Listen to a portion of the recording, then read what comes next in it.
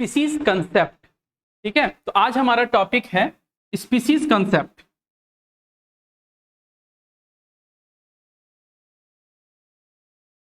Species concept. इस species concept को आपको जब समझना है तो सबसे पहले आपको हमें क्या समझना होगा कि स्पीसीज क्या है।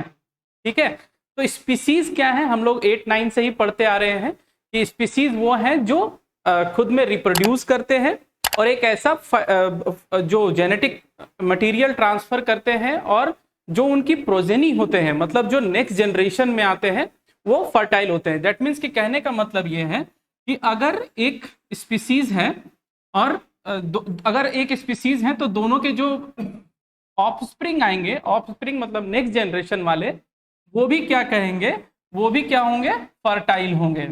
यही हमारा क्या है, स्पीसीज है। तो a species can reproduce a fertile offspring. ठीक है, तो इस चीज को लिख लेते हैं।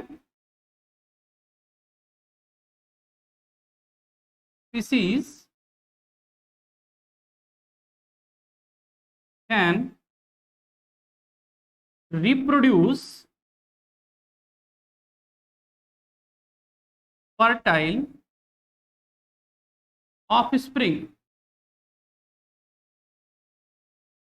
मतलब जो भी स्पीसीज अगर एक एरिया में रह रहे हैं या फिर जो भी एक एरिया में आपके स्पीसीज रहेंगे, ये सेम स्पीसीज हैं, दोनों सेम स्पीसीज, क्योंकि सेम स्पीसीज होंगे तभी उनका जेनेटिक मेकअप सेम होगा।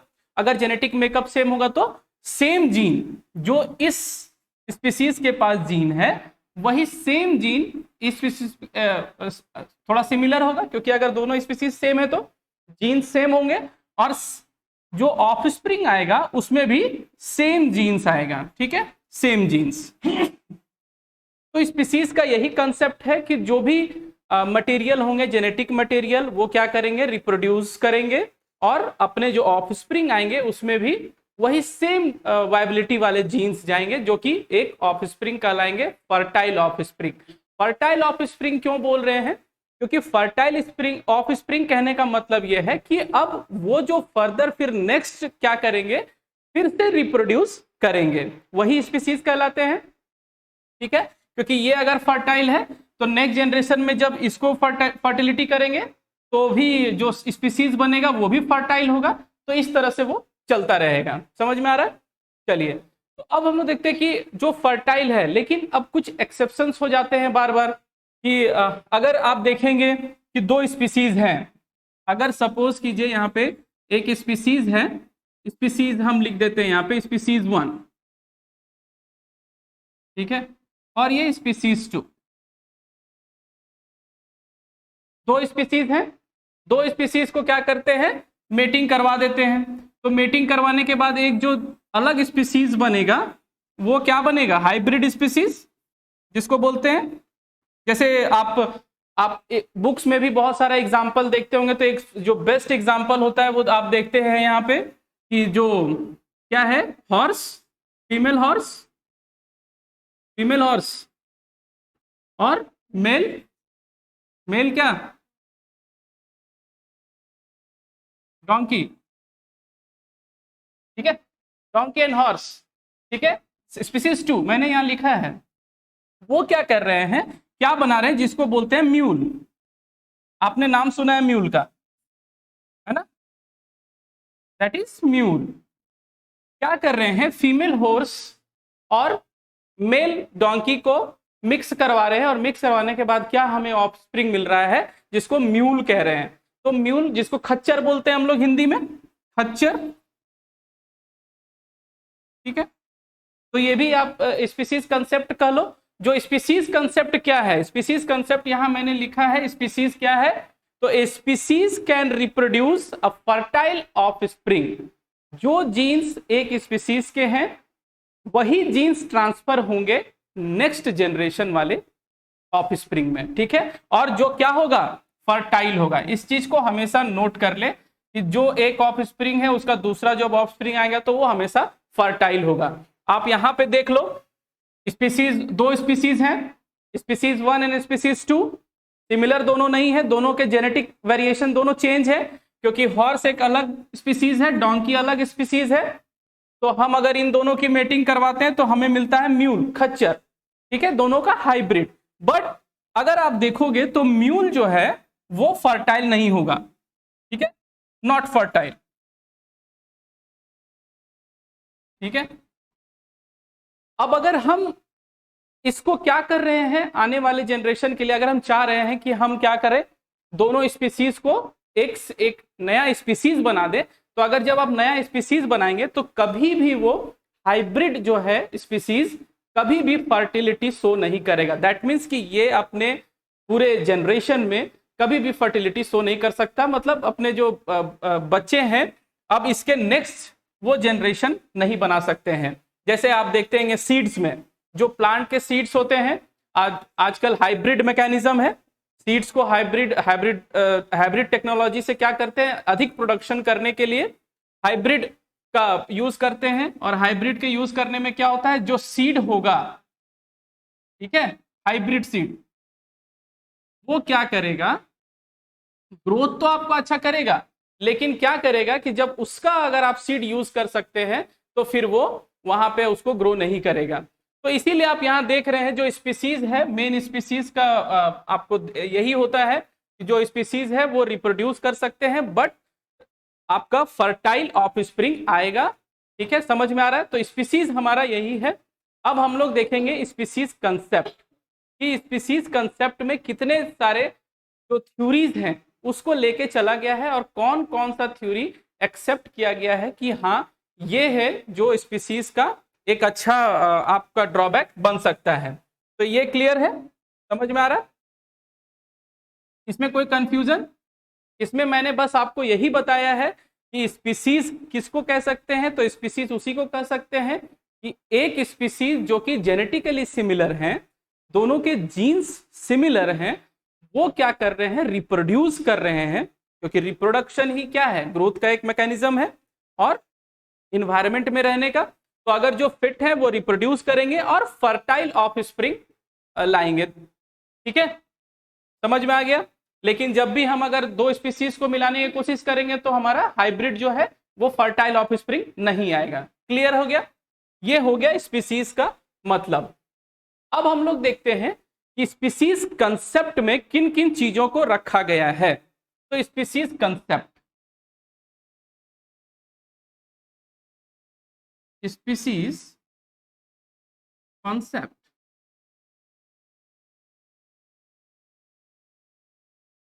अभी तक हम लोग देख रहे थे कि स्पीसीज क्या है, ठीक है, बट अब देख रहे हैं स्पीसीज कंसेप्ट क्या क्या हो सकता है।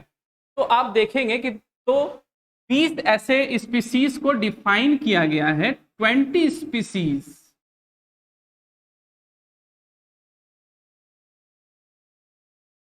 डिफाइंस 20 स्पीसीज, ठीक है, 20 स्पीसीज। लेकिन इसमें से जो है जो 20 स्पीसीज हैं, जिसके क्या है, species with their own advantages and disadvantages,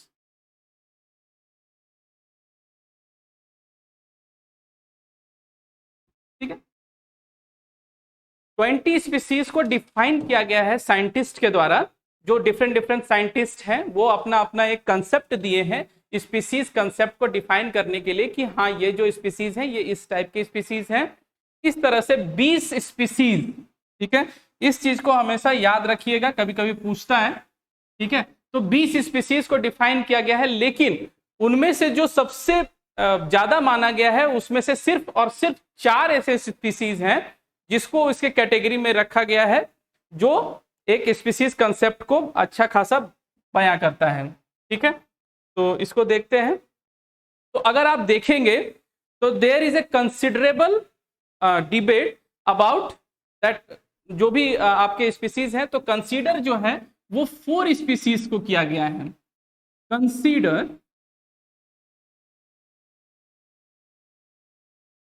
only 4 species,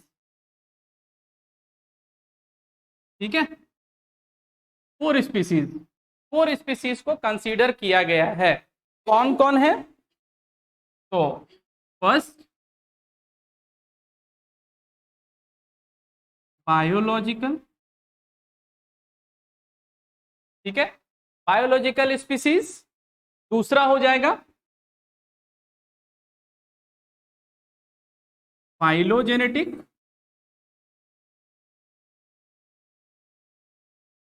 तीसरा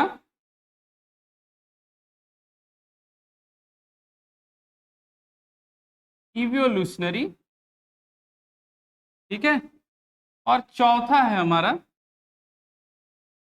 इकोलॉजी,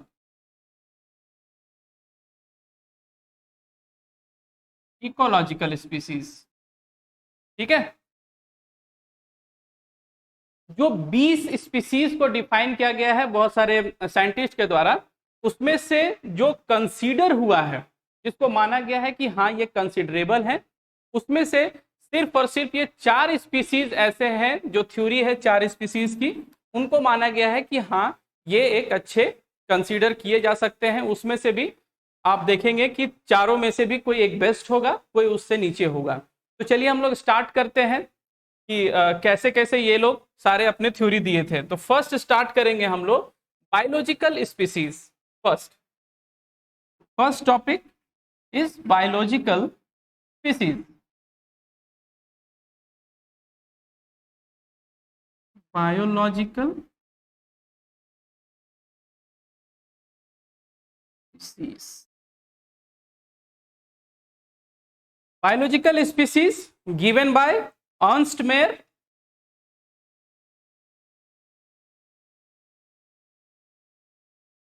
ठीक है, अर्नस्ट मेयर 1942। 1942 में अर्नस्ट मेयर ने क्या दिया था? बायोलॉजिकल स्पीसीज का कंसेप्ट। और ये कंसेप्ट क्या था? तो हैज टू डिस्टिंग्विश, लिख लेते हैं इसको, it has to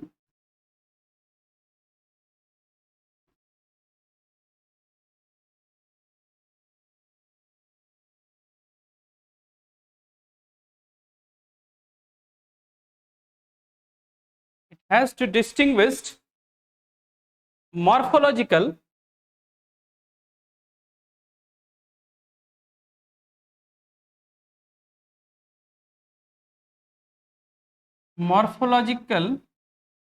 morphologically similar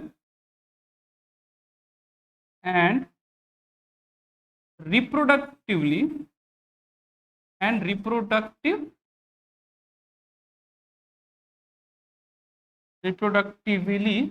isolated।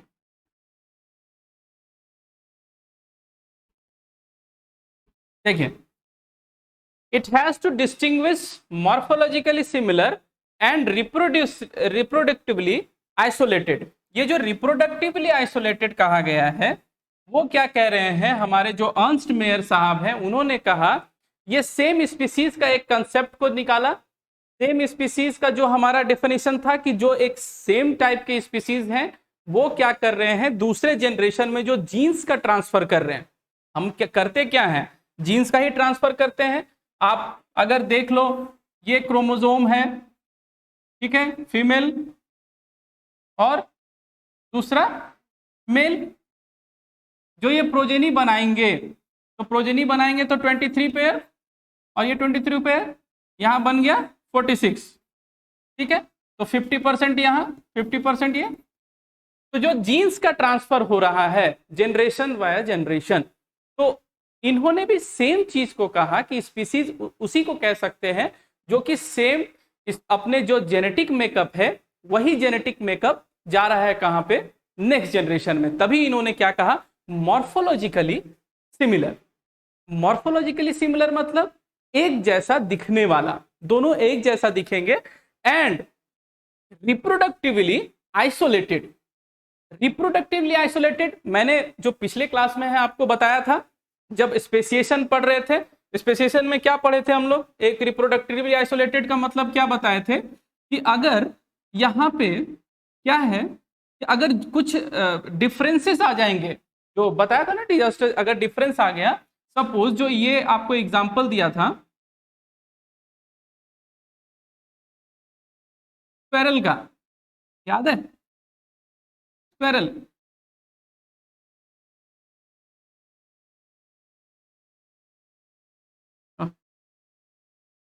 Squirrel का, ठीक है। ये दो अलग कलर कोड कर देते हैं, दो अलग अलग टाइप से थे, क्योंकि यहां इसके बीच में एक रिवर बह रही थी। लेकिन क्या हो रहा था कि जब एक ज्योग्राफिकल कंडीशन में क्या हुआ, यहाँ पे ज्योग्राफिकल आइसोलेशन हो गया। ज्योग्राफिकल आइसोलेशन होने की वजह से क्या हो गया, यहाँ पे ये सॉइल का इरोजन हो गया, सॉइल का इरोजन हो गया तो नदी फिर नीचे से बहने लगी, ठीक है। तो क्या हुआ कि ये फिर रिप्रोडक्टिवली आइसोलेट हो गए, ये दोनों आपस में ब्रीड नहीं करने लगे ड्यू टू सम रीजंस, ठीक है, ज्योग्राफिकल, हाँ कुछ भी बैरियर्स ऐसे आ गए, बैरियर्स मतलब कुछ आप ऑब्स्टेकल कह सकते हैं, कुछ रुकावटें आ गई जिसकी वजह से क्या हुआ, इन दोनों में रिप्रोडक्टिवली आइसोलेशन हो गया, ठीक है। तो यहाँ पे यही कहा जा रहा था कि रिप्रोडक्टिवली आइसोलेटेड मतलब अगर वो एक जगह पे भी रह रहे हैं, वो तो एग्जाम्पल था कि कुछ ज्योग्राफिकल कंडीशन आ गया, लेकिन एक और हम लोगों ने एग्जाम्पल देखा था जो आपके जो अमेरिका में जो पार्क में बताया था, जो बी एप्पल खा रहे थे, वो हॉट जो प्लांट था, हॉट प्लांट, उसमें आपको वो प्लांट में नहीं करता, मतलब ज्योग्राफिकली कुछ आप लोग रिप्रोडक्टिव आइसोलेटेड मतलब सेम स्पीसीज के होंगे और वो क्या करेंगे, आपस में रिप्रोड्यूस नहीं करेंगे, ठीक है, समझ में आ रहा है, उसी को बोलेंगे रिप्रोडक्टिवली आइसोलेटेड। ये इस पॉइंट को मैं इसलिए जोर देके बता रहा हूं क्योंकि क्वेश्चंस जब होते हैं तो उसमें क्या बोलता है, इसी तरह का वर्ड्स जोड़े जाएंगे, है ना।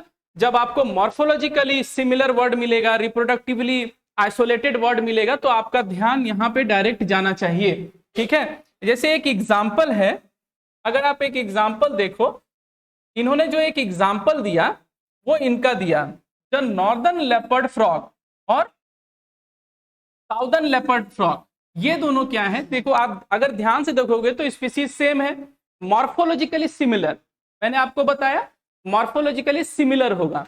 आप देखो जो ये राइना पेपिन्स है और आर यूट्रिकुलरिया, ये जो है ये दोनों अलग अलग ज्योग्राफिकल रीजन में रह रहे हैं। अलग अलग ज्योग्राफिकल रीजन क्यों बोल रहे हैं, क्योंकि आप देखिए एक नॉर्दर्न में रह रहे हैं, एक साउदर्न अमेरिका में, तो जो लेपर्ड है दोनों एक ही लेपर्ड के ही हैं, है ना, लेपर्ड फ्रॉग है दोनों। लेकिन अगर आप देखो, अगर आप सामने आपको एक रख दिया जाए तो ये जो दोनों लेपर्ड फ्रॉग हैं आपको सिमिलर ही दिखेंगे, दोनों में मॉर्फोलॉजिकली सिमिलर, एक जैसे, ठीक है। तो एक जैसे दिख रहे हैं, बट क्या है इनमें, ये क्या है बताइए, रिप्रोडक्टिवली आइसोलेटेड, कैसे समझे रिप्रोडक्टिवली आइसोलेटेड है, क्योंकि दोनों का ज्योग्राफिकल रीजन अलग है। आप समझ में आया, ज्योग्राफिकल रीजन अलग है, आप देख रहे हैं कि एक कहां पे रह रहा है, नॉर्दर्न में, और एक साउदर्न में रह रहा है, लेकिन दोनों दिखने में सेम है। अब इन दोनों में रिप्रोडक्टिवली आइसोलेशन इसलिए क्योंकि इन दोनों में इंटरब्रीडिंग नहीं होगी, ठीक है, ये दोनों कभी ब्रीड नहीं करेंगे क्योंकि just because of geographical reason. तो जो